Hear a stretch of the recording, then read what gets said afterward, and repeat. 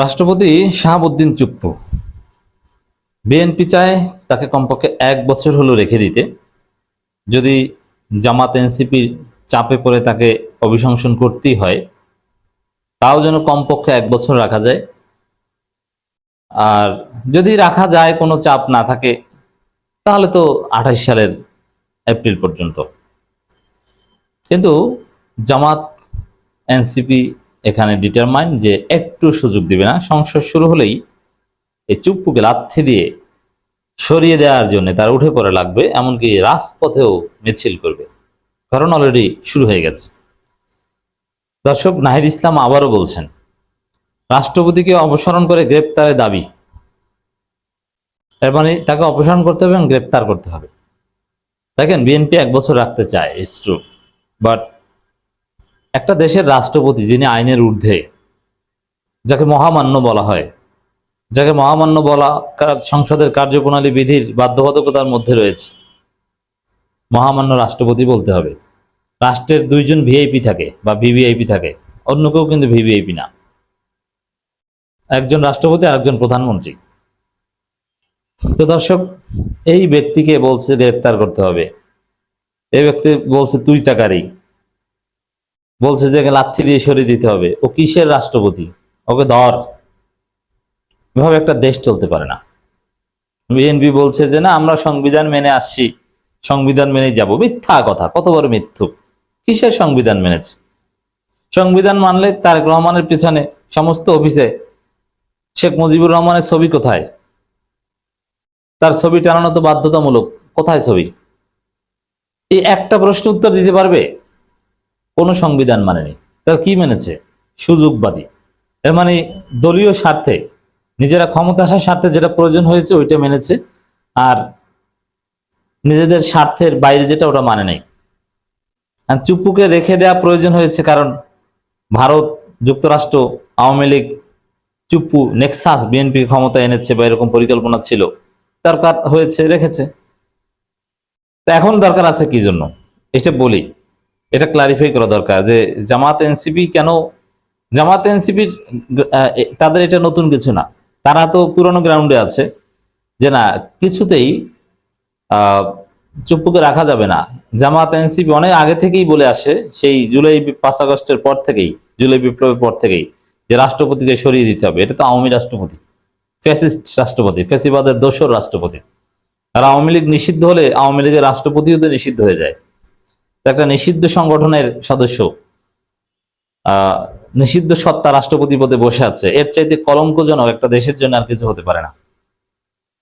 অতএব জামাত এনসিপি এটা অনেক আগে থেকে বলে আসছে, তাদের দাবির পিছনে কোনো উদ্দেশ্যই খোঁজা যাবে না, কারণ তারা কনস্ট্যান্টলি রাষ্ট্রপতিকে অবসানের কথা বলে আসছে। কিন্তু বিএনপি ওই সময় ছিল এক ধান্দা, তাকে রেখে দেয়ার, যে কথিত সাংবিধানিক সংকট তৈরি হবে, অথচ হাসিনা যাওয়ার মধ্য দিয়ে সংবিধান নিয়ে চলে গেছে।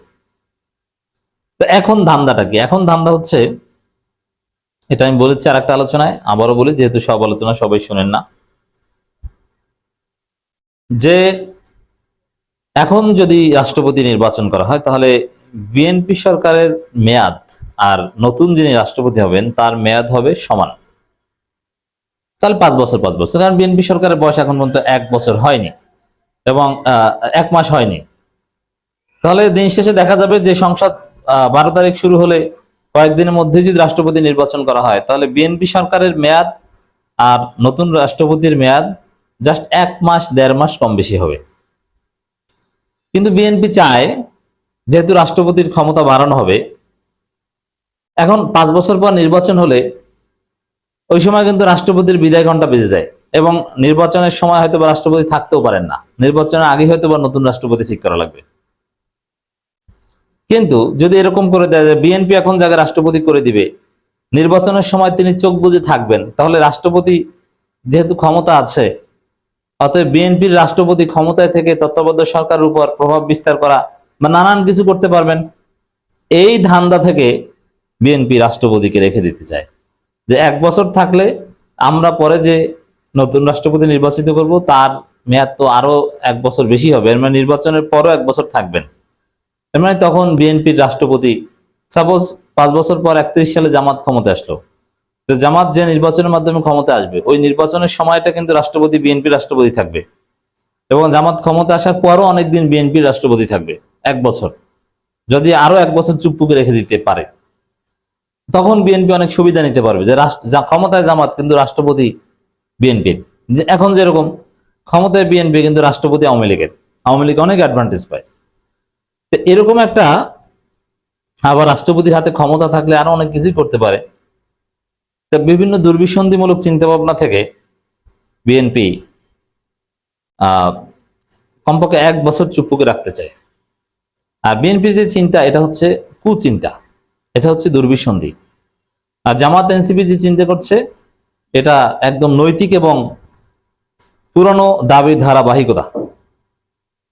তো এখানে রাষ্ট্রপতিকে অপসারণ করে গ্রেপ্তার করতে বাধ্য করতে হবে, জাতীয় সংসদে এটা নিয়ে তোলপাড় সৃষ্টি করতে হবে। এবং ওকে কিসের মহামান্য? ও তো অবৈধ রাষ্ট্রপতি, কারণ তো আওয়ামী লীগ, আর আওয়ামী লীগ নিষিদ্ধ হলেও ও নিষিদ্ধ। এবং এটা নিয়ে রাজপথে মিছিল করতে হবে, এমন পরিস্থিতি তৈরি করতে হবে যে এইভাবে কোনো একটা দেশ চলতে পারে না যে রাষ্ট্রপতিকে এভাবে গালাগালি করে মানুষ, না, তাকে অ্যাট এনি কস্ট বাদ দিতে হবে। কোন সংবিধানের দোহাই টোহাই এখানে চলবে না। হাসিনা সমস্ত অপকর্ম করত সংবিধানের দোহাই দিয়ে, এখন সেই সুযোগ দেওয়া যাবে না। ফ্যাসিস্টের রেখে যাওয়া দোসর আখ্যা দিয়ে রাষ্ট্রপতি মোহাম্মদ শাহাবুদ্দিনকে অপসারণ করে গ্রেপ্তারের দাবি জানিয়েছেন বিরোধী দলের চিফ হুইপ ও জাতীয় নাগরিক পার্টি আহ্বায়ক নাহিদ ইসলাম। এইরকম দাবি করে একজন রাষ্ট্রপতিকে নিয়ে তাকে কিভাবে পদে রাখা যায়? না, এতে দেশের মান সম্মান থাকে না। কারণ রাষ্ট্রপতি একটা রাজার মতো, সর্বজন শ্রদ্ধেয়। তিনি বলেন, আমরা সংসদে রাষ্ট্রপতির বক্তব্য শোনার জন্য যাচ্ছি না, গণভোটের বিজয়ী হায়ের পক্ষে সংস্কার জন্য সংসদে যাচ্ছি। এমনকি যদি আপনারা যদি দেখেন যে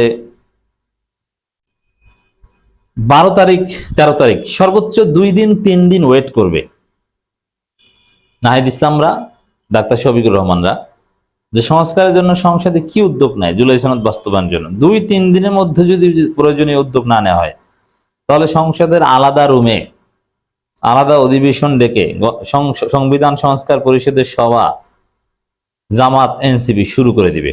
তখন বাংলাদেশে তোলপাড় লেগে যাবে। তখন বাংলাদেশে রাষ্ট্র হয়ে যাবে পাকার যদি 2টা রাষ্ট্রের মধ্যে আর এক রাষ্ট্র। না পারবে জামাত এনসিপি এমপিদের গ্রেপ্তার করতে, না পারবে এটা সামাল দিতে। অতএব জুলাই সনদ বাস্তবায়ন যদি বিএনপি করতে উদ্যোগ না নেয় সংসদ শুরু হওয়ার সাথে সাথে, 12 তারিখের সাথে সাথে, তাহলে বিএনপি কঠিন পরিস্থিতিতে পড়বে।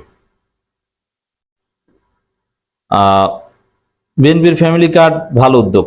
তারা নির্বাচন ইশতেহারে কার্ডের ঘোষণা দিয়েছিল, কিন্তু চাঁদাবাজি দুর্নীতি বন্ধ করতে না পারলে ফ্যামিলি কার্ড হবে কেবল চোখ ধাঁধানো কর্মসূচি। অবিলম্বে ঋণখেলাপিদের বিরুদ্ধে আইনি পদক্ষেপ গ্রহণ করতে। এটা কোনো ভালো উদ্যোগ না। এভাবে গরিব লোককে বসিয়ে, সুস্থ লোককে বসিয়ে বসিয়ে ভিক্ষার মতো টাকা দেয়া, এটা কোনো ভালো উদ্যোগ নয়।